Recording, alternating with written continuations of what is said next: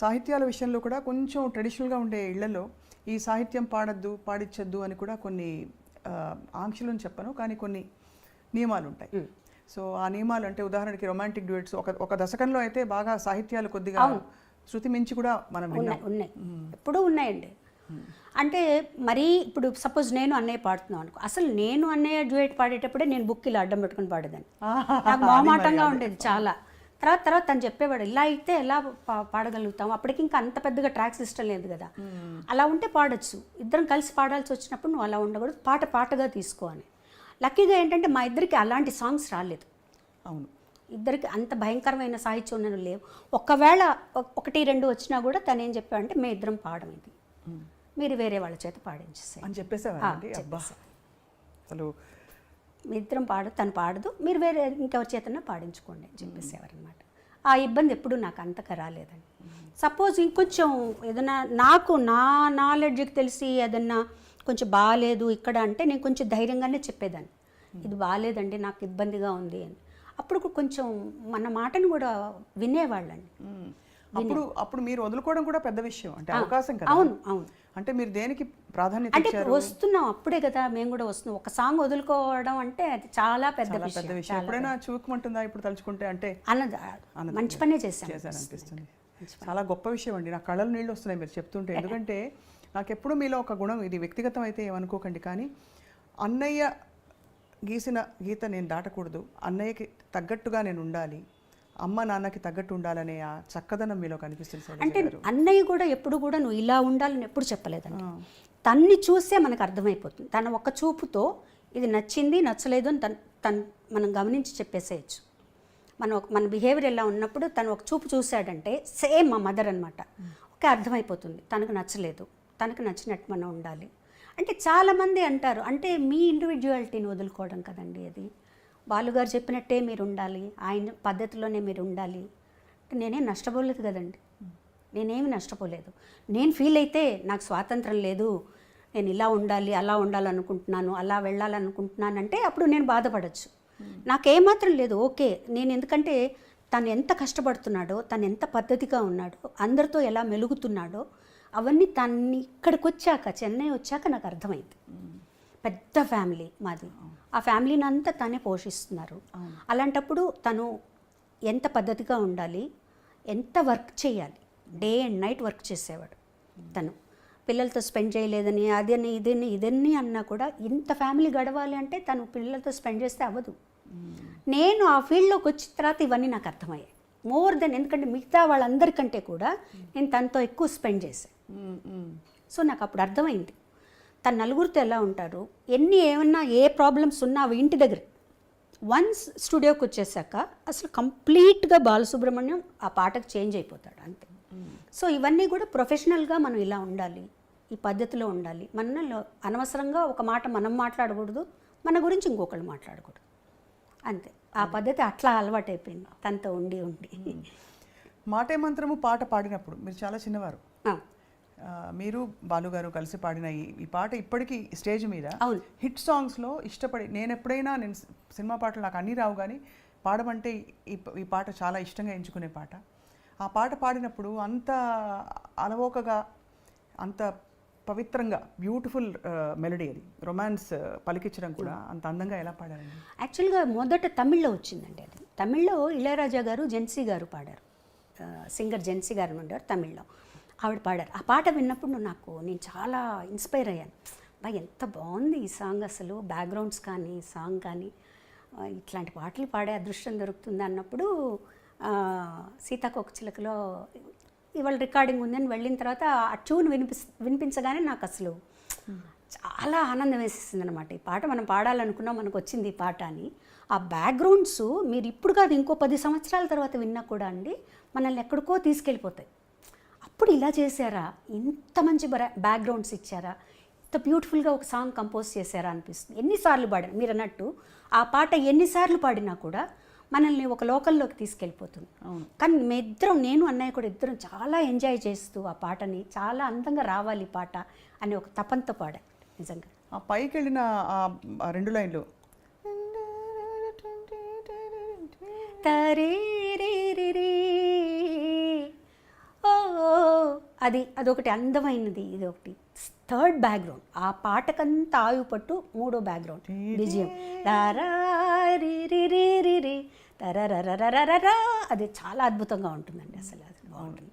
దాని తర్వాత వచ్చే వైలిన్ బిట్టు అది కూడా అద్భుతంగా ఉంటుంది, చాలా బాగుంటుంది. నిజంగా ఎంజాయ్ చేస్తూ పాడాం. అది పెద్ద పీస్ ఆర్కెస్ట్రా, ఆర్కెస్ట్రా మళ్ళీ లైవ్లో చేసి అంతా లైవ్ బాబోయ్. అసలు మళ్ళీ మీరు చూడండి, నాకు అంటే అంత లైవ్తో పాడడం, పక్కన అందులో ఒక దిగ్గజం. అవును, ఎస్పి బాలు గారు. ఎంత అన్నయ్య అయితే కూడా అదే బాలుగారి కంటే కూడా అన్నయ్యగానే భయం ఎక్కువ అనమాట. ఎందుకంటే తను ఎలా పాడతాడు, తన క్యాలిబర్ ఏంటో అన్నీ తెలుసు నాకు కదా. పాటని ఇలా నేర్చుకొని పాడేస్తాడు తను. సో కనీసం మనం 50% పాడాలి తనకి మ్యాచ్ అవ్వాలంటే అనమాట. సో ఆ పాట తనతో పాడడం అనేది చాలా చాలా చాలా అదృష్టం అని చెప్పాలంటే నిజంగా. సో తర్వాత మీరు కూచిపూడి ఆర్ట్స్ అకాడమీలో వసంత గారు మాత్రమే నేర్చుకున్నారా? మీరు డాన్స్ వసంత గారు మట్టుగా నేర్చుకున్నారండి. నేను భరతనాట్యం నేర్చుకున్నాను. మీరు భరతనాట్యం నేర్చుకున్నారు. అది కూడా ఎలా అయిందంటే, నేను భరతనాట్యం నేర్చుకోలేదు. పాప పల్లవి నేర్చుకునేది భరతనాట్యం ఇంట్లో. మాస్టర్ ఇంటికి వచ్చేవారు. నేను మధ్యాహ్నం రికార్డింగ్ బ్రేక్ అయ్యి భోజనానికి వచ్చినప్పుడు ఆయన కూర్చొని ఉండేవారు. ఆ పాప ఒకరోజు తలనొప్పని, ఒకరోజు కాలు నొప్పని ఏదో ఒకటి చెప్పేది. వాళ్ళ స్కూల్లో టైర్డ్గా ఉందనో, ఆదివారం ఇవన్నో. అప్పుడు పాప ఆయన చూస్తే జాలేసి, నాకు ఊరికే చెప్పండి సార్, మీరు ఊరికే కూర్చోన్నారు కదా, నాకు చెప్పండి అని. అలా అలా అలా నేను నేర్చుకుని ఆయన అన్నయ్యతో చెప్పారు. ఆవిడ నా చేత అరంగేట్రం అంతవరకు వస్తుందని కూడా నాకు తెలియదు అసలు. తర్వాత ఇంట్లోకి ఎవరు ఎక్స్పెక్ట్ చేయాలి అరంగేట్రం చేసే లెవెల్కి డాన్స్ చేస్తామని. తర్వాత అరంగేట్రం చేయిద్దామండి అన్నారు. అంటే అన్నయ్య అన్నారు, నాకు తెలిసి తను ఎలా చేస్తుందో నాకు తెలియదండి, అంటే ముందు గజ్జె పూజ చేస్తారు కదా, అది చేద్దాము అని చిదంబరంలో టెంపుల్లో చేసాం గజ్జె పూజ. అప్పుడు అన్నయ్యకి కాన్ఫిడెన్స్ వచ్చింది. ఆ తర్వాత అరంగేట్రం ఏమన్నారు అప్పుడు చూసి మీ డాన్స్? చాలా నేను ఎక్స్పెక్ట్ చేయలేదు అసలు నువ్వు డాన్స్ చేస్తావని. ఇలా ఎవరికీ తెలియదు ఇంట్లో. ఊరికే ఆయన చెప్పేవి నేర్చుకునేవాళ్ళు, నా పాడికి నేను చేసుకుంటూ ఉండేదాన్ని. అది అయిన తర్వాత నేను 2-3 ప్రోగ్రామ్స్ కూడా చేశాను. ICF ఇంటర్గల్ కోచ్ ఫ్యాక్టరీ వాళ్ళకి, తర్వాత కళాసాగర్ వాళ్ళకి చేశాను. కాకపోతే ఏంటంటే డాన్సు, పాట డాన్సు 2 ఎంచుకోవాలంటే ఒకటే ఎంచుకోవాలంటే బాగా స్టామినా కావాలి డాన్స్కి. తర్వాత స్వెట్ విపరీతంగా పోతుంది మీకు. అవును, గొంతు బాగా కొంచెం దెబ్బతింటుందని నేను చెప్పను, మనకి సహకరించదు. అది బాలమురళి గారు, చిట్టిబాబు గారు ఇద్దరు చెప్పారు నాకు. అంటే పాట వదులుకుని డాన్స్ చేయొద్దు అలా చెప్పారా డైరెక్ట్? అంటే నువ్వు ఆలోచించుకో, నువ్వు డాన్స్ చేస్తూ ఉన్నావంటే పాడలేవు. అంటే నేను అనుకున్నాను అనమాట, నాకు పాట మించి వేరే ఏమీ లేదు కదా. కానీ నేను ఆ పాపం మా మాస్టర్ గారు అయితే ఇంత నేర్చుకొని 2 ప్రోగ్రాంలు చేసి వదిలిపెట్టకమ్మా అని కూడా అన్నారు. లేదు సార్, నాకు పాటే ముఖ్యం, నేను పాట మీద ఉంటాను. లైక్ అంటే ప్రతిదానికి ఒక కారణం ఉంటుందండి, కారణం లేకుండా ఏది ఉండదు. ఆ నేర్చుకోవడం అనేది నాకు సాగర సంగమానికి ఉపయోగపడింది. ఆ డాన్స్ అరంగేట్రం చూసే విశ్వనాథ్ గారు అది మరొక అంటే మలుపు అని చెప్పొచ్చు. బికాజ్ చాలా చాలా పెద్ద మలుపు. మీరు నటనలోకి రావడం, అఫ్కోర్స్ ఒకే సినిమాలో వేశారు కానీ గుర్తుండిపోయే పాత్ర. అప్పుడు విశ్వనాథ్ గారు చూసి అడిగినప్పుడు మళ్ళీ ఆలోచించారా, ఇది మళ్ళీ నేను యాక్టింగ్ ఫీల్డ్? ఆలోచించడం క్వశ్చనే లేదండి, నేను చెయ్యను అని చెప్పేసాను. ఓకే. ముందు విశ్వనాథ్ గారు అడిగారు, ఏడుది నాగేశ్వరరావు గారు ఆయన అడిగారు, అందరూ అడిగారు. అన్నయ్య చేతి చెప్పించారు, మా వదిన గారి చేతి చెప్పించారు, విశ్వనాథ్ గారు మిస్సెస్ చేతి చెప్పించారు. నేను చెయ్యను అని చెప్పాను. ఎంత స్పష్టత అలా ఎలా వచ్చేసింది? అన్నయ్య కూడా వద్దని అనలేదు కదా? ఎవరు వద్దలేదు. అన్నయ్య కూడా నువ్వు చేస్తే బాగుంటుందని చెప్పారు, అందరూ చెప్పారు. అందులో విశ్వనాథ్ గారి సినిమా తన దగ్గరుండి చూసుకుంటారు, నీకు భయం లేదంటే నాకు వద్దు, నేను కంఫర్టబుల్ కాదు, నాకు వద్దు, నేను చేయను అని చెప్పేసాను. నేను పాటలే పాడుకుంటాను. విశ్వనాథ్ గారు తెలివిగా ఏం చేశారంటే మా నాన్నగారి దగ్గరికి వెళ్ళి మా నాన్నగారి దగ్గర ఒప్పించారు. బాబాయ్ నేను మంచి క్యారెక్టర్, దాని చేత చేయిస్తాను, ఎటువంటి చెడ్డ పేరు రాదు అవన్నీ చెప్తే ఇంకా నాన్నగారు నన్ను పిలిచి అన్నయ్య అంతలా ఆడుతున్నారమ్మా నువ్వు చేయొచ్చు కానీ రిలక్టెంట్గానే ఒప్పుకున్నానండి ఆ క్యారెక్టర్. నిజం అంటే సరిపోయింది, నేను ఇష్టం లేకుండా చేయబట్టి ఆ క్యారెక్టర్ కరెక్ట్గా సరిపోయినట్టే అనిపిస్తుంది నాకు. నాకు యాక్టింగు అంత కష్టం అనిపించలేదు, ఎందుకంటే ప్రతిదీ విశ్వనాథ్ గారు కరెక్ట్గా యాక్ట్ చేసి ఇలా చెయ్యాలి, చిన్న చిన్న మూమెంట్స్ జుట్టు ఇలా వెనక్కి వేసుకోవడం దగ్గర నుంచి ఆయన చేసి చూపించేవారు. మా నాన్నగారి మీద నాకెంతో గౌరవం ఉంది, భక్తి ఉంది. ఇప్పుడు తప్పులు తెలుసుకుని నేను ఆయన మర్చిపోలేను. అందుకే చెప్తున్నాను, నువ్వు నాతో వస్తావో ఇక్కడే ఉంటావో ఆలోచించు. శైలు, నువ్వు ఇంకా చిన్న పిల్లవే అనుకున్నాను.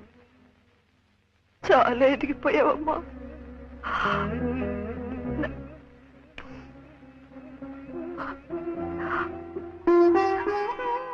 నన్ను వదిలి వెళ్ళిపోతావా?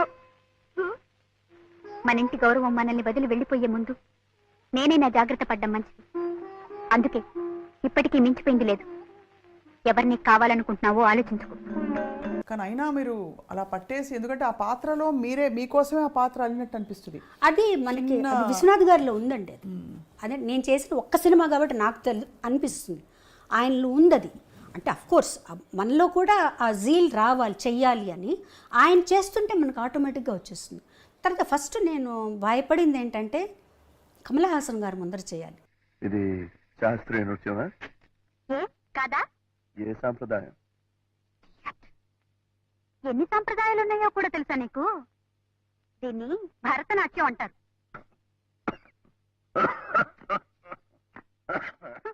అమ్మో, అది నాకు అసలు నాకు వచ్చే ఆయన చెప్పినట్టు ఏదో కోతులు అవి గెంతులు వేస్తున్నట్టు, భూతాలు దయ్యాలు అన్నట్టు ఆ నా డాన్స్ సినిమా డాన్స్కి సరిపోదు. ఎందుకంటే సినిమా డాన్స్లో అన్నీ మిక్స్ అవుతాయండి. కథక్కు అన్నీ మిక్స్ చేస్తారు. కూచిపూడి ఎక్కువగా ఉంటుంది శేషు మాస్టర్ గారికి డాన్స్లో. అందులో ఆ సినిమాకి 3 డాన్స్ మాస్టర్లు. సో ఇలా అందులో ఒక పాటకి శేషు మాస్టర్ గారు, ఒక పాటకి రఘురామ్ మాస్టర్ గారు.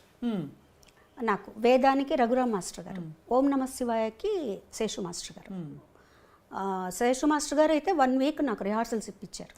అంటే పాట పెట్టి రిహార్సల్స్ అంత రిహార్సల్ చేసి అంతా ఓకే చేసుకున్న తర్వాత సెట్కి వెళ్ళిపోయిన తర్వాత విశ్వనాథ్ గారు ఈ మూమెంట్ మార్చేద్దాం, ఆ మూమెంట్ ఇలా మార్చేద్దాం. నాకు భయం వచ్చేసేది, బాబోయ్ నేను చేయలేనేమో అని. కానీ చేయించారు, బాగా చేయించారు. నీకేం భయం లేదు, నువ్వు టైం తీసుకో అని. బట్ డాన్స్ కొంచెం కష్టపడ్డాను, కానీ నటన మటుకు విశ్వనాథ్ గారు చెప్పినట్టే చేశానండి. ఆయన ఎలా చెప్తే అలా చేశాను. ఏమిటి మమ్మీ, ఉన్నట్టుండి ఎక్కడికి ప్రయాణం? డాక్టర్ తాతగారింటికి. అక్కడే కొన్నాళ్ళ పాటు ఉండి నువ్వు డాన్స్ నేర్చుకోవాలి. ఇంకా కొత్తగా నేర్చుకునేదే ఉంది. ఎన్నో ప్రోగ్రామ్స్ సన్మానాలు అయ్యాక. అదేనే నేను చేసిన పొరపాటు. పాకడం కూడా సరిగ్గా రాని పాప పరిగెత్తుతానంటే సరే అన్నాను. ఓహో, అయితే కొత్తగా నడకలు నేర్పే గురువు గారు అక్కడే ఆ ఊళ్ళోనే ఉన్నారన్నమాట. అవును. ఎవరు? బాలకృష్ణ గారు. వాట్?